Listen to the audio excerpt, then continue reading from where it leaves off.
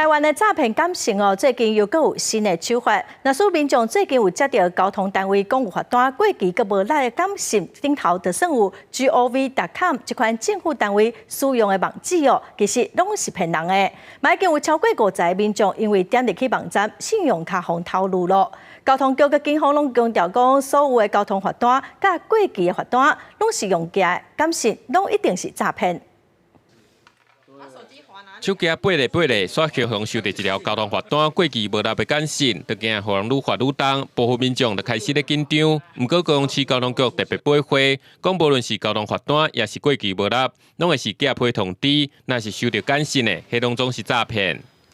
你想要确认的话，那有2种方式哈。第一个呢，就是上我们的交通部公路总局他们监理网哈。那监理网哈要注意，我们的所有政府的网站哈，最后都是.gov.tw 哈。那你上这样的网站，可以去做一个查询。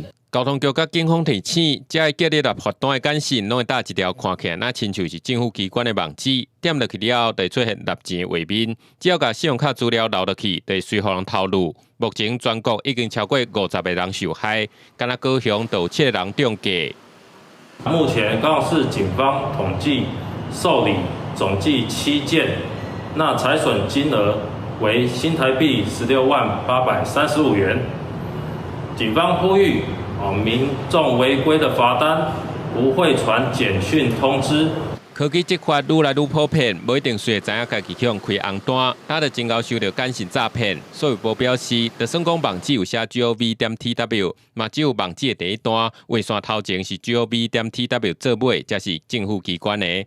提醒民众收到不明的简讯，莫阁转互别人，避免人跟误解受骗。